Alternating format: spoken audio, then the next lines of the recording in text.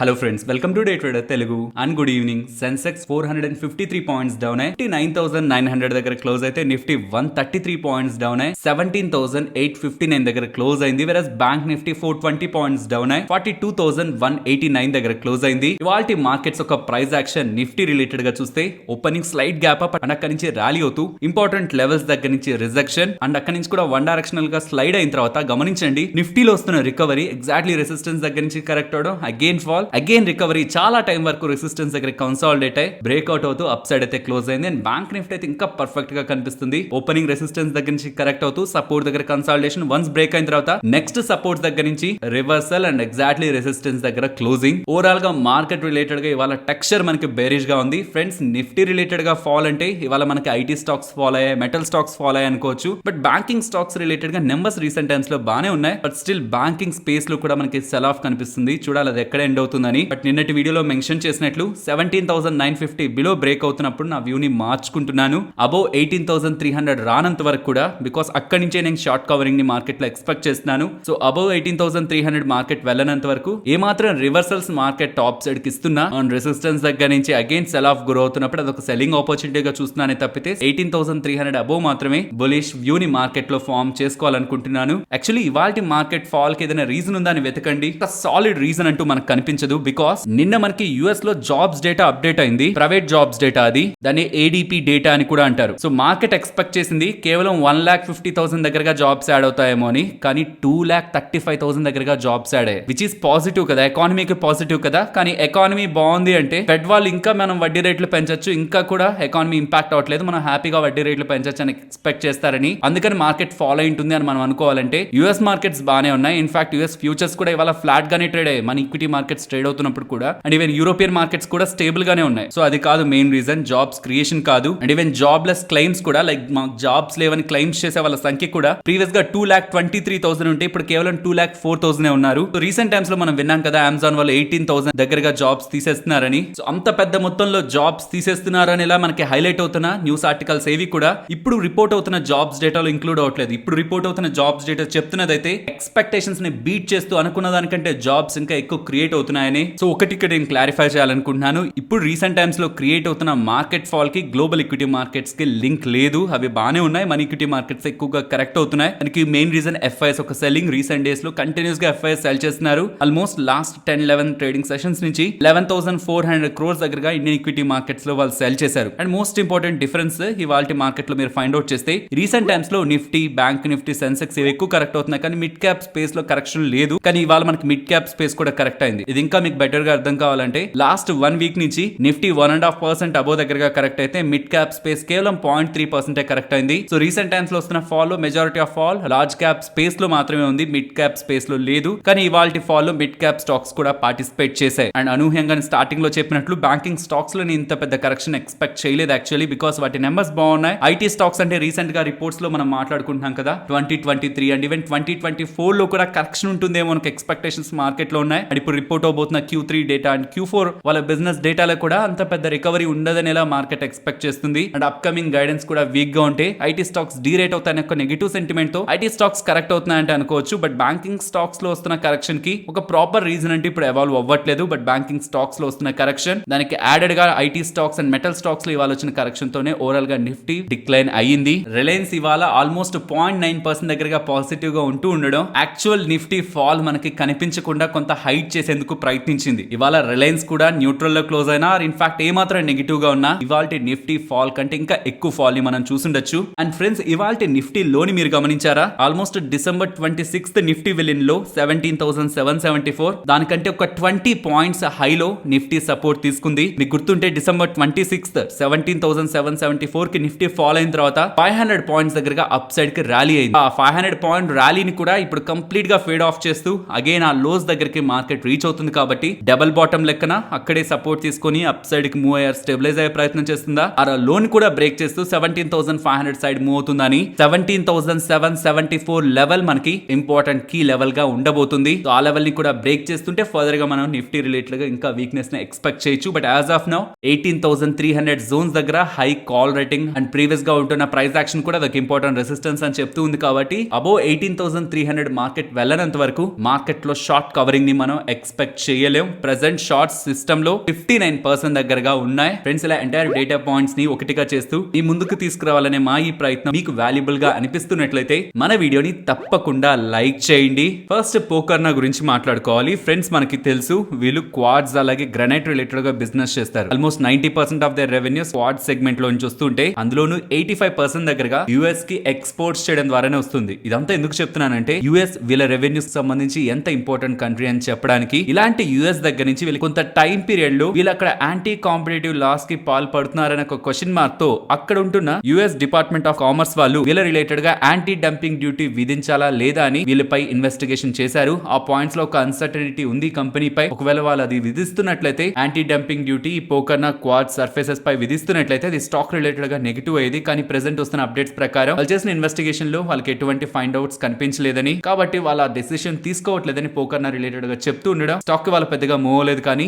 In short term మనం అది positive గానే తీసుకోవచ్చు. రీసెంట్ గా వీళ్ళు పోస్ట్ చేసిన రిజల్ట్స్ లో కూడా టాప్ లైన్ లో గ్రోత్ ఉంది, ఈవెన్ బాటమ్ లైన్ లో కూడా గ్రోత్ ఉంది. ఇయర్ ఆన్ ఇయర్ కంపారిజన్ లో మార్జిన్స్ ఒకటే ఫాలో అయ్యాయి. బట్ రీసెంట్ టైమ్స్ లో రా మెటీరియల్ కాస్ట్లు పడుతున్నాయి అండ్ ఫ్రైట్ కాస్ట్లు కూడా తగ్గాయి. కాబట్టి అప్కమింగ్ క్వార్టర్స్ వీళ్ళకి కొంత బెటర్ గా ఉండడానికి పాసిబిలిటీ ఉంటుంది. And US department of commerce దగ్గర నుంచి వస్తున్న ఈ అప్డేట్ ని కూడా స్టాక్ రిలేటెడ్ గా మనం పాజిటివ్ గానే రీడ్ చేయాలి. ఫ్రెండ్స్, నిన్నటి వీడియోలో మనం టైర్ స్టాక్స్ రిలేటెడ్ ఒక డేటా పాయింట్ ని షేర్ చేసుకున్నాం కదా. Natural rubber prices from April 2022 highs నుంచి చూస్తే 24% కరెక్ట్ అయింది. And crude oil prices June 2022 highs నుంచి చూస్తే 40% కరెక్ట్ అయింది. అవి రెండింటి రిలేటెడ్ గా 70% ఆఫ్ రా మెటీరియల్ కాస్ట్ ని ఇంక్లూడ్ చేస్తున్నాయి. కాబట్టి టైర్ కంపెనీస్ కి రీసెంట్ టైమ్స్ లో ఫాలో అవుతున్న crude and natural rubber prices fall అనేది ఇంపార్టెంట్ పాజిటివ్ అనుకున్నాం. అండ్ దీనికి బ్యాక్ లో సిఎట్ వాళ్ళు వాళ్ళ మేనేజ్మెంట్ వాళ్ళు ఒక ఇంపార్టెంట్ నోట్ అయితే అప్డేట్ చేస్తున్నారు. ఇక్కడ నుంచి అప్కమింగ్ టైమ్స్ లో 2 బిలియన్ రెవెన్యూ మార్క్ రీచ్ అవుతారని చెప్తున్నారు. ఇది కొంత బ్రేక్ డౌన్ చేసి చూడాలి, మనం జాగ్రత్తగా అర్థం చేసుకోండి. వీళ్ళ FY22 రెవెన్యూస్ 9363 క్రోర్స్ దగ్గరగా ఉన్నాయి.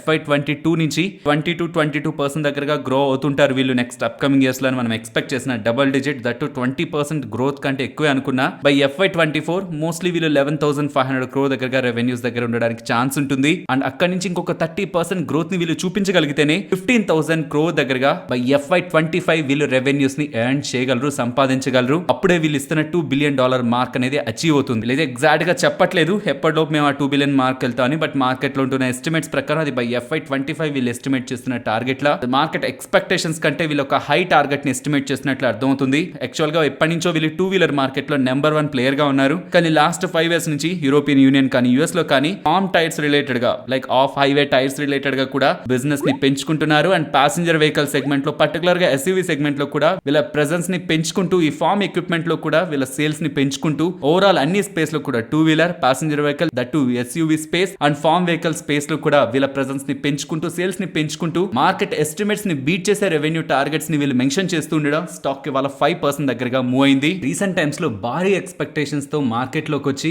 70 ఈవెన్ 80% దగ్గరగా కరెక్ట్ అయిన ఇంటర్నెట్ బేస్డ్ కంపెనీస్ అయిన Paytm, PB fintech, delivery, Zomato, Nykaa related గా అంతలా ఫాలో అయ్యేసరికి ఎక్కువగా ఎవరు మాట్లాడుకోవట్లేదు కదా. కానీ అవి ఐపీఓగా వస్తున్నప్పుడు పార్టిసిపేట్ చేయకుండా ప్రెసెంట్ ఈ కంపెనీస్ ఇంతలా కరెక్ట్ అయ్యేసరికి వీళ్ళకి అట్రాక్టివ్ గా కనిపిస్తున్నాయని ఫ్రాంక్లిన్ టెంపుల్టన్ కి సంబంధించిన రాధాకృష్ణన్ గారు రీసెంట్ టైమ్స్ లో ఈ కంపెనీస్ రిలేటెడ్ గా పర్టికులర్ గా డెలివరీ రిలేటెడ్ గా 3.3 మిలియన్ షేర్స్ మీ 33 లాక్ షేర్స్ దగ్గరగా అండ్ పీబీ ఫిన్టెక్ రిలేటెడ్ గా 20 లాక్ షేర్స్ దగ్గరగా అండ్ అవే కాదు జొమాటో, నైకా, పేటిఎం రిలేటెడ్ గా వాటాల్ని కొంటున్నారని. అవి ఐపీఓస్ వస్తున్నప్పుడు ఎక్స్పెన్సివ్ వాల్యుయేషన్ లో ఉన్నాయి. కానీ రీసెంట్ టైమ్స్ లో అంతా భారీగా కరెక్ట్ అయ్యేసరికి ప్రెసెంట్ ఉంటున్న వాల్యుయేషన్ లో అవి వీళ్ళకి అట్రాక్టివ్ గా కనిపిస్తూ అప్కమింగ్ టైమ్స్ లో అవి క్యాష్ ని జనరేట్ చేయగలవని వీళ్ళు నమ్ముతున్నారు. కాబట్టి వీళ్ళు ఇన్వెస్ట్మెంట్స్ చేస్తున్నారనేలా ఫ్రాంక్లిన్ టెంపుల్టన్ సిఐఓ అయిన రాధాకృష్ణన్ గారు మెన్షన్ చేస్తున్నారు. నెక్స్ట్ 2023 ఆర్ FY24 లో మీన్స్ ఈ ఏప్రిల్ 2023 నుంచి mid caps and even small cap stocks related గా రివైవల్ కనిపించడానికి పాసిబిలిటీ ఉందని అన్ని సెక్టార్స్ లో కాదు వీళ్ళు కొన్ని మెన్షన్ చేస్తున్నారు థీమ్స్ ని. వాటిలో బెటర్మెంట్ కనిపించడానికి పాసిబిలిటీ ఉంటుందని. దీనికి రీసెంట్ టైమ్స్ లో ఫాలో అవుతున్న కమోడిటీ ప్రైజెస్ వీళ్ళ రిలేటెడ్ గా మార్జిన్స్ ని ఇంప్రూవ్ చేస్తాయని వీళ్ళు భావిస్తూ వీళ్ళు మెయిన్ గా capex revival and housing and production linked incentives like PLI schemes తో ఆధారపడిన స్టాక్స్ లో బెటర్ మూవ్ ఉంటుందని ఎక్స్పెక్ట్ చేస్తూ పర్టికులర్ గా ఈ పిఎల్ఐ స్కీమ్ రిలేటెడ్ గా డిక్సాన్ టెక్నాలజీస్ బికాస్ వీళ్ళకి 5 పిఎల్ఐ స్కీమ్స్ అప్రూవల్స్ వచ్చాయని అండ్ ఆంబర్ ఎంటర్ప్రైజెస్ వాళ్ళకి కూడా 2 పిఎల్ఐ స్కీమ్స్ అప్రూవల్స్ వచ్చాయని. కానీ డిక్సాన్ అండ్ ఆంబర్ రిలేటెడ్ గా ఉన్న ఓన్లీ నెగిటివ్ ఈ మొబైల్ అండ్ డ్యూరబుల్స్ రిలేటెడ్ గా ప్రెజెంట్ స్లో డౌన్ కనిపిస్తుంది. కాబట్టి అది ఏదైనా వీళ్ళ బిజినెస్ ని ఇంపాక్ట్ చేస్తుందేమో. కానీ ఓవరాల్ పిఎల్ఐ స్కీమ్స్ కి లింక్ అవుతున్న స్టాక్స్ ని and capex revival and housing related గా ఉంటున్న స్టాక్స్ ని వీళ్ళు పాజిటివ్ గా చూస్తున్నారని అండ్ దీని రిలేటెడ్ గా ఉంటున్న లిస్ట్ ఆఫ్ స్టాక్స్ అండ్ ఇక్కడ నుంచి అవి ఎంత పెరగడానికి పాసిబిలిటీ ఉంటుంది అండ్ వివిధ అనలిస్టులు వాటి రిలేటెడ్ గా ఉన్న by, hold and cell ratings ని కూడా ఇక్కడ మీరు స్క్రీన్ పైన గమనించవచ్చు. నెక్స్ట్ సిగాచి గురించి మాట్లాడుకోవాలి. 163 రూపీస్ పర్ షేర్ లెక్కన ఐపీఓగా వచ్చిన ఈ కంపెనీ ఆల్మోస్ట్ ఇప్పుడు 100% దగ్గరగా రిటర్న్స్ ని ఐపీఓ ఇన్వెస్టర్స్ కి క్రియేట్ చేసింది. స్టిల్ వీళ్ళ మార్కెట్ క్యాపిటల్ 1000 crore. ఎందుకని వాళ్ళ 20% రైజ్ అయింది?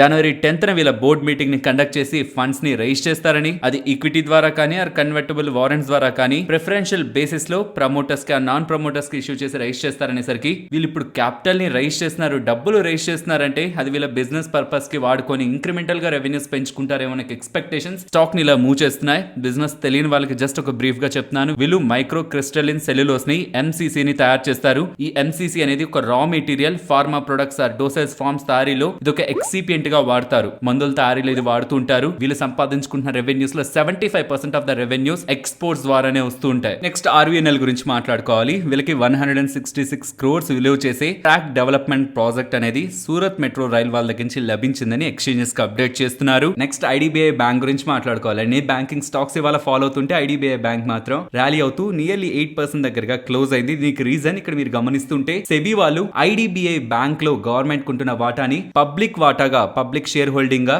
క్లాసిఫై చేసుకోవడానికి అంగీకరించినట్లు కనిపిస్తుంది. సో అప్కమింగ్ టైమ్స్ లో ఐడిబిఐ బ్యాంక్ వాళ్ళు ఎక్స్చేంజెస్ కి రైట్ చేస్తారు, లైక్ మా దగ్గర ఉంటున్న గవర్నమెంట్ వాటాని ఆఫ్టర్ డిస్ఇన్వెస్ట్మెంట్ ఆ గవర్నమెంట్ హోల్డింగ్ ని పబ్లిక్ హోల్డింగ్ గా రీక్లాసిఫై చేయమని. అలా చేస్తే డిస్ఇన్వెస్ట్మెంట్ ప్రాసెస్ సింప్లిఫై అవుతుంది అండ్ ఈవెన్ గవర్నమెంట్ ఒక కంట్రోల్ కూడా ఆఫ్టర్ డిస్ఇన్వెస్ట్మెంట్ బ్యాంకు పై పెద్దగా ఉండదని, మోర్ దాన్ 15% ఓటింగ్ రైట్స్ ని కూడా గవర్నమెంట్ కోరుకోదని అండ్ బోర్డ్ లో important positions or even bank related గా టాప్ మేనేజ్మెంట్ రిలేటెడ్ గా సీట్స్ ని కూడా గవర్నమెంట్ ఎక్స్పెక్ట్ చేయదని, టోటల్ కంట్రోల్ ని గవర్నమెంట్ వదులుకోవడానికి రెడీగా ఉందని, డిస్ఇన్వెస్ట్మెంట్ ప్రాసెస్ ని స్పీడప్ ఆర్ లుక్రేటివ్ గా మార్చడానికి ఐడిబిఐ బ్యాంక్ వాళ్ళు ఈ ప్రయత్నాలు చేస్తూ ఉండడం స్టాక్ ఇవాళ నియర్ టు 8% గెయిన్స్ తో క్లోజ్ అయింది. ఫ్రెండ్స్, ఇక్కడ నుంచి చాలా టైం బ్యాక్ డిఎఫ్ఎం ఫుడ్స్ వాళ్ళు స్టాక్ మార్కెట్ నుంచి డీలిస్ట్ అవ్వాలనుకున్నారు, బయటకు వెళ్ళిపోవాలనుకున్నారు. దీనికి కాను ఆ టైంలో ప్రమోటర్స్ ప్రకటించిన price 263 rupees 80 paise, nearly 264 rupees per share. So 264 rupees per share ఇస్తాం, మీ దగ్గర ఉన్న షేర్స్ ని మాకు ఇచ్చేయండి అన్నారు. వాళ్ళ ఆ మాట అన్న తర్వాత నుంచి రివర్స్ బుక్ బిల్డింగ్ ప్రాసెస్ లో షేర్ హోల్డర్స్ అంతా కలిసి మేము 264 రూపీస్ కాదు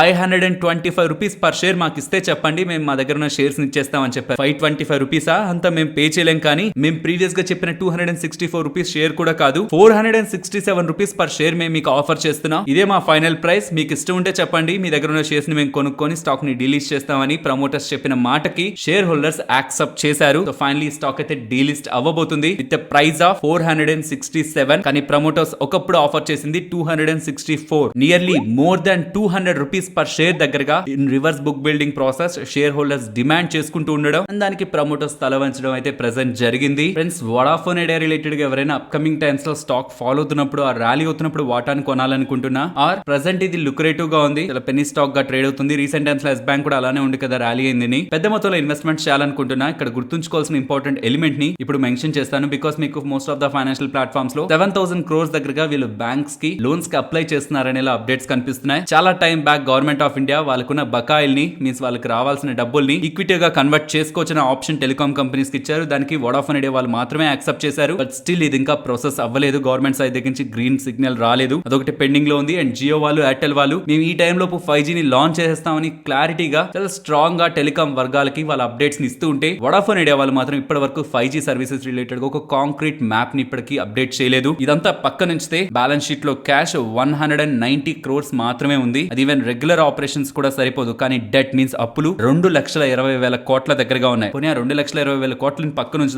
మొత్తం అప్పుల్ని. కానీ సెప్టెంబర్ 2023 నెక్స్ట్ 9 months లోపు వీళ్ళు కట్టాల్సిన అప్పులే 9,500 crores దగ్గరగా ఉన్నాయి. ఇదంతా ఎప్పటిదో స్టోరీ కదా, ఎప్పటి నుంచో రన్ అవుతున్నది. ఇప్పుడు ఏంటి సర్ప్రైజింగ్ గా ఉన్నది అంటే, మీకు గుర్తుంటే ఇక్కడ నుంచి కొన్ని నెలల క్రితం ఇండస్ టవర్స్ వాళ్ళు వడాఫోన్ ఐడియా వాళ్ళు కానీ మాకు చేయాల్సిన పేమెంట్స్ చేయకపోతే, సకాలంలో చేయకపోతే మేము వాళ్ళకి ప్రొవైడ్ చేసిన టవర్ సర్వీసెస్ ని ఆపేస్తామని చెప్పారు. వడాఫోన్ టెలికాం కంపెనీగా రన్ అవ్వాలంటే వాళ్ళకి టవర్ సేవలు ఖచ్చితంగా అవసరం. అది ప్రొవైడ్ చేస్తున్న రెంట్ కి ఇస్తున్న ఇండస్ టవర్స్ వాళ్ళకి పేమెంట్ చేయకపోతే వీళ్ళ సర్వీసెస్ షట్ డౌన్ అయ్యే పరిస్థితికి కూడా వెళ్తుంది. కాబట్టి వీళ్ళ ఆ టైంలో కుదుర్చుకున్న ఒప్పందం ప్రకారం డిసెంబర్ 2022 వరకు కూడా కొంత పేమెంట్స్ చేస్తూ వస్తాం. కానీ జనవరి 2023 నుంచి ఫుల్ పేమెంట్స్ చేస్తాం అండ్ ఉన్న బకాయిలన్నింటినీ కూడా జూలై 2023 లోపు క్లియర్ చేస్తామని ఇప్పుడు జనవరి స్టార్ట్ అయింది. ఇక్కడ నుంచి ఇండస్ టవర్స్ వాళ్ళు వీళ్ళ దగ్గర నుంచి పేమెంట్స్ ఎక్స్పెక్ట్ చేస్తారు. అది సకాలంలో రాకపోతుంటే వడాఫోన్ ఐడియా రిలేటెడ్ గా ఇంకొక అప్డేట్ మనకి ఇండస్ టవర్స్ దగ్గర నుంచి చూడడానికి కూడా పాసిబిలిటీ ఉంటుందన్న విషయాన్ని కూడా ఈ స్టాక్ లో ఇన్వెస్ట్ చేసిన వాళ్ళు, చేయాలనుకుంటున్న వాళ్ళు అప్కమింగ్ టైమ్స్ లో ఉంటున్న వోల్టాలిటీని అర్థం చేసుకోవాల్సి ఉంటుంది. ఇక్కడ చెప్పాలనుకుంటుంది ఒకటే, ప్రెసెంట్ వీళ్ళకి ప్రమోటర్స్ కూడా ఇన్ఫ్యూజ్ చేస్తారా డబ్బులు అనే దాని రిలేటెడ్ గా క్లారిటీ లేదు. బ్యాంక్స్ ని అప్రోచ్ అవుతున్నారు అంటున్నారు.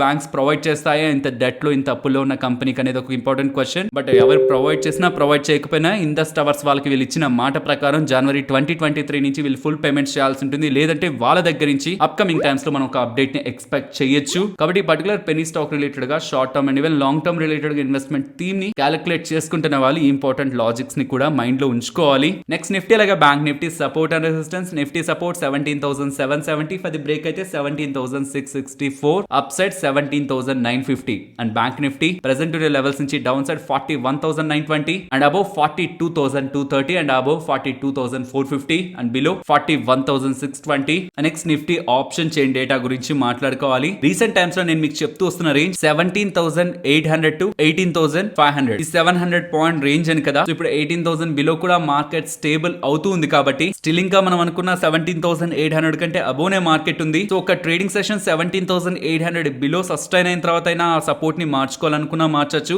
లేదంటే ఇంకా సేఫ్ గా ఉండాలనుకుంటే ప్రెసెంట్ ఆ సపోర్ట్ ని రిమూవ్ చేస్తూ 17,500 down side, 18,300 and up side, ఈ 800 పాయింట్ రేంజ్ ని మనం గమనించడం బెటర్ అవుతుంది. ఫర్ ద సేఫ్ సైడ్ ఉండాలనుకుంటే, లేదు నేను కొంత రిస్క్ ని ప్లే చేయగలను, 17,800 ఇమీడియట్ గా సపోర్ట్ అవుతుందేమో, నెక్స్ట్ అప్ సైడ్ వచ్చి స్టెబిలైజ్ అయ్యి 18,000 అబౌవ్ వస్తుందేమో అని ఒక వ్యూ మీకుంటే, రిస్క్ తీసుకోగలను అనుకుంటే 17,800 బిలో సస్టైన్ ఆర్ స్టేబుల్ అయ్యేంత వరకు or at least one day closing work అనేది మీరు ఎక్స్పెక్ట్ చేయొచ్చు. బట్ ఫర్ ద సేఫ్టీ చూడాలనుకుంటున్న వాళ్ళు ఎక్కువ రిస్క్ తీసుకోకూడదు, గ్యాప్ డౌన్ అవుతున్న రిస్క్ అయిపోతుంది. 17,800 పుట్ ఆప్షన్ క్యారీ చేసినప్పుడు అనుకుంటే 17,500 to 18,300, ఈ 800 పాయింట్ రేంజ్ ని అప్కమింగ్ డేస్ లో నిఫ్టీ రేంజ్ లో మనం గమనించవచ్చు. ఫైనల్లీ ఇది ఫ్రెండ్స్ మన వీడియో నచ్చిందా?